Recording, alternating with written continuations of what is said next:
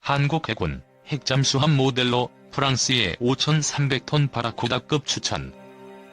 한국 해군이 북한의 핵기반 잠수함 공격 능력에 대한 억지력을 강화하기 위해 5,000톤급 규모의 핵잠수함 건설 계획을 검토 중인 것으로 확인됐다. 디펜스 뉴스에 의하면 지난해 10월부터 KDN에 의해 시작된 연구는 최근 프랑스의 5,300톤급 바라쿠다급 잠수함을 모델로 핵잠수함 건조를 추천했다는 것이다. 해군은 현재 이 보고서를 신중하게 검토 중인 것으로 보이며 앞으로 국방부 장관과 대통령에게 보고하여 재가를 받아 최종 결정할 것으로 알려졌다. 그러나 한국 해군의 핵잠수함 프로젝트는 남북 대화가 진행되는 상황에서 대화 분위기에 영향을 미칠 수 있다는 관점에서 공개적으로는 논의하지 않을 것으로 예상된다. 자칫 핵잠수함 논의 자체가 표류할 수도 있다는 것이다. KDN이 프랑스 모델을 추천한 중요한 이유는 DCNS가 설계한 이 모델이 전홍축 우라늄을 사용하기 때문이었는데 20% 이상의 농축 우라늄을 사용할 경우 미국과의 핵협정으로 인해 추가적 논의를 해야 하기 때문인 것으로 보인다. 당연히 전홍축 우라늄을 사용하는 것이 현실적이며 핵연료를 확보하기에 안전하기 때문에 프랑스식 모델로 선정했다는 것이다.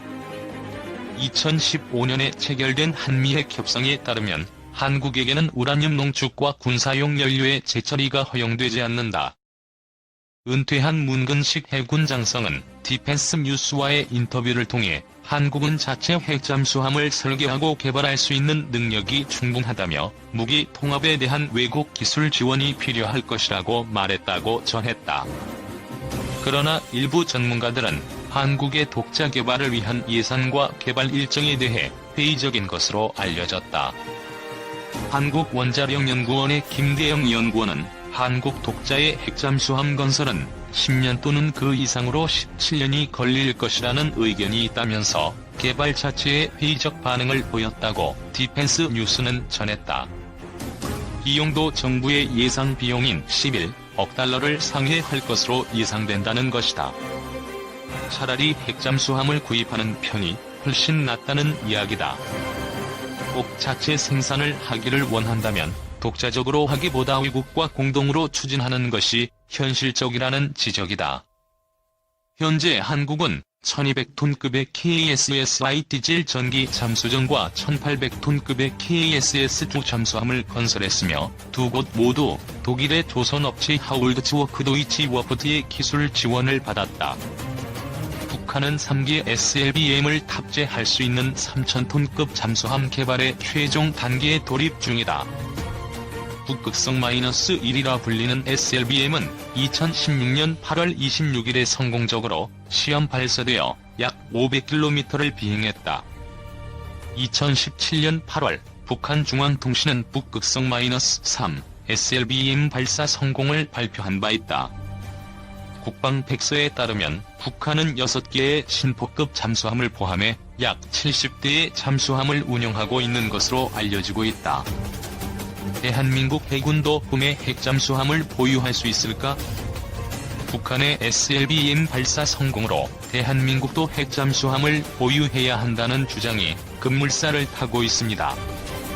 핵잠수함은 말 그대로 핵분열에서 얻은 에너지로 엔진을 돌리는 잠수함을 말합니다. 잠수함의 가장 큰 장점은 수면 아래로 사라지면 위성 등으로 쉽게 위치를 추적할 수 없다는 은위성이 있습니다. 핵잠수함은 디젤 등 재래식 잠수함에 비해 은위성이 뛰어납니다. 현재 대한민국 해군이 보유하고 있는 디젤 잠수함은 잠수함의 중에는 산소를 공급받아 디젤 엔진을 돌려야 하기 때문에 3에서 4일에 한 번씩 수면 위로 부상해야 합니다. 하지만 우라늄의 핵분열에서 에너지를 공급받는 핵잠수함은 이론적으로 1년 이상 수면 위로 올라오지 않아도 됩니다. 핵잠수함이 북한 잠수함 발사 탄도미사일에 맞설 수 있는 무기 체계로 꼽히는 건 이러한 장시간 작전 능력 때문입니다.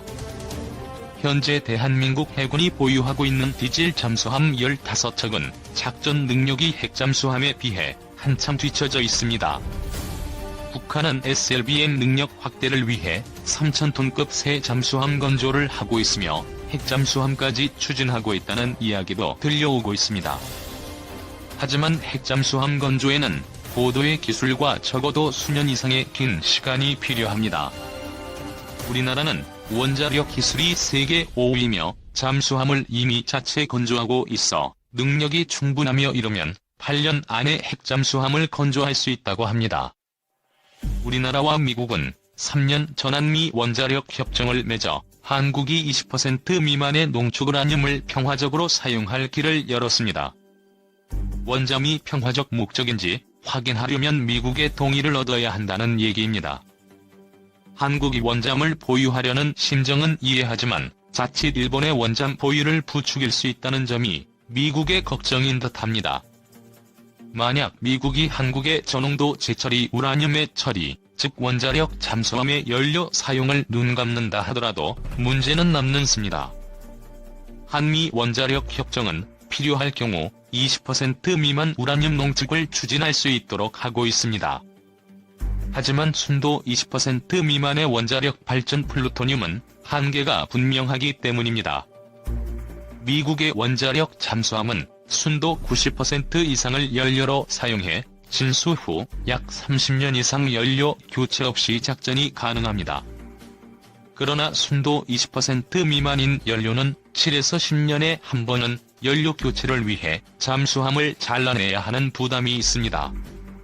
우리나라가 원자력 추진 잠수함을 갖게 되면 중국과 러시아 등의 반발은 물론 일본과 대만 등도 원잠 확보에 나서는 등 군비 경쟁이 촉발될 가능성이 큽니다. 중국은 이미 배수량 12,000톤에 사거리 8,000km를 자랑하는 제1투탄도 미사일을 장착한 진급 핵잠수함을 실전 배치하였고, 러시아는 배수량 24,000톤에 SSN-23-28 잠수함 발사 탄도미사일 12발을 탑재한 신형 핵잠수함 고레이급을 보유하고 있습니다.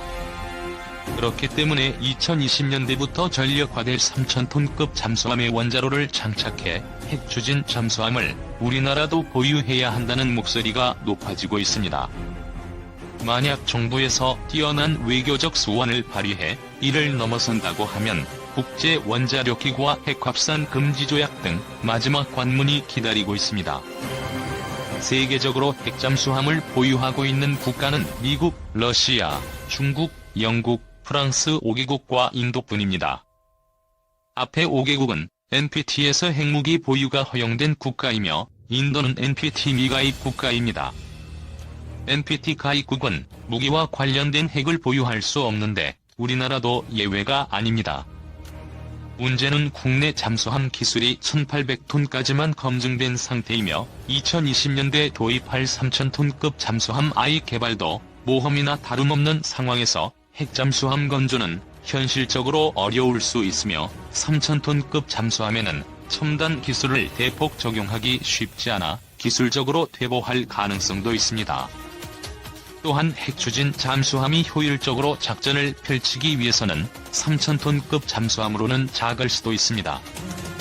원자로에 탑재할 차폐벽, 냉각제 등 부수 기재의 크기와 방음 장비 탑재를 고려하면 최소 5,000에서 6,000톤급 크기를 확보해야 합니다.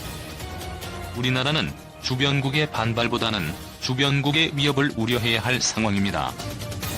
현재 프랑스 루비급 핵추진 잠수함이 20% 수준의 저농축 우라늄을 연료로 문제없이 사용하는 것을 보면 우리나라도 장기적으로 보유하는 방법을 택한다면 좋은 선택일 것 같습니다. 충분한 핵잠수함 건조 능력이 있는데 핵잠수함의 꿈을 포기하기엔 너무 아까운 것 같습니다.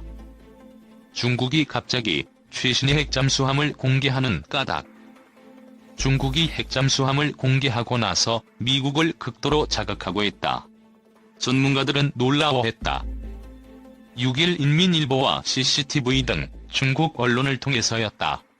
093지 시공격형 핵잠수함 3척이 건조돼 곧 중국 해군에 인도돼 실전 배치된다고 보도를 한 것이다. CCTV는 이에 앞서 3척의 잠수함 위성 사진을 공개한 바 있다.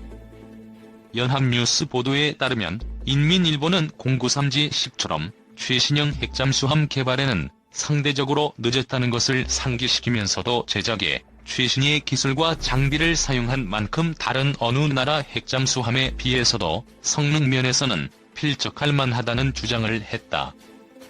가까운 장래의 순항 미사일로 지상 목표물을 타격할 수 있는 능력도 갖추어야 된다는 군사 전문가의 지적도 실었다. 093G 시공격형 핵잠수함은 일종의 항공모함 킬러다. 사거리가 300km인 YJ-18 초음속 대함미사일을 탑재해 수상함과 항공모함 등을 목표로 삼고 있어서다. 2세대인 기존의 093식과 비교를 하면 길이가 더 길고 미사일 수직 발사대를 장착했다. 특히 수중 속도와 기동성이 높은 것으로 평가되고 있다. 함미를 X자 모양의 날개 형태로 만든 이유라고 했다. 중국이 핵추진 잠수함을 건조하기 시작한 것은 지난 1970년대 초부터였다. 연합뉴스가 보도한 것에 따르면 현재 중국은 4척의 094식 전략핵 잠수함과 6척의 093 공격형 핵잠수함 및 구형인 091식 공격형 핵잠수함 3척 등을 보유 운영 중인 것으로 알려졌다. 중국은 당연하게도 핵잠의 보유는 물론 그 운영을 철저히 비밀에 붙였다. 2009년 중국인민해방군 건군 60주년 기념식에서야 중국은 최초로 핵잠 2척을 공개했다. 이후 대대적으로 공개한 것은 일단 일본과의 관계 때문이라고 할 수 있었다. 중 해군은 2010년 10월 27일 핵잠수함 부대가 산둥성 칭다오에서 훈련에 참가하고 있는 모습을 전격적으로 공개한다. 이에 따라 다음날 언론들이 대서특필을 한다. 신화통신을 비롯한 인민일보, CCTV, 해방군보, 광명일보 등 중국의 주요 관영 매체들이 그들이다. 일본에 대한 경고 메시지로 평가받았다. 당시 정세는 일본과 띠아오이다오 영유권 분쟁이 심화되고 있는 때였다. 더구나 일본이 집단적 자위권을 추진하는 등 일본이 군사 영향력 강화를 꾀하는 정세이기도 했었다. 중국의 핵잠 공개는 그러나 일본을 향한 것으로 국한시킬 수 없다. 일본과의 관계는 구실이나 명분일 뿐 속내는 미국을 의식한 것으로 볼 수가 있는 것이다. 이번 핵잠에 대한 보도 역시 지난 2월 미 의회 해군력 소위원회에 참석한 미 해군 고위 지휘관들이 중국의 해군력 증강에 대해 경고를 한 것에 대한 대응인 것처럼 보인다. 당시 미군 당국의 지적은 매우 구체적이었다. 조셉 멀로이 해군 참모차장이 나섰다. SSBN이 95일 동안의 장기 항해 능력을 갖추고 있다고 했다. 태평양 심해에서 알래스카와 하와이 일부를 타격할 수 있다고도 했다. 멀로이 차장은 특히 중국이 운영하는 공격형 핵잠수함 수가 미국을 앞서고 있다는 것을 강조했다. 인도양 등에서 중국 대군의 수중 임무가 눈에 띌 정도로 급증했다는 것까지도 밝혔다. 중국의 핵잠 공개는 그러나 일반적 차원의 대미무력 시위로만 볼 수가 없다. 정세의 특성상 그렇다. 중국이 아시아인프라투자은행을 설립하고 여기에 미국과 일본을 제외한 친미 국가들 거의 대부분이 가입을 하는 등 국제사회의 큰 방향을 불러일으켰을 때 많은 사람들은 지는 해와 뜨는 해를 동시에 보게 된다는 반응을 보였다. 사람들이 그것에서 읽는 것은 미달러 패권이 나락으로 빠져들어가는 모습이었다. 따라서 이번 중국의 최신의 핵잠 공개는 미국에 대한 경제 패권 조이기에 이어 연속적으로 들이대는 또 하나의 조이기로서 미군사 패권을 긋도렷한 대상으로 하고 있다. 현재 중국의 군사력은 미국의 한창이나 못 미친다. 그렇지만 분명한 것은 미군사 패권이 위협받고 있다는 것이다. 누구도 부정하지 못한다. 경제와 군사 측면에서 미국이 유지하고 있는 세계 패권은 이렇듯 쇠락의 길을 모색당하고 있는 중이다.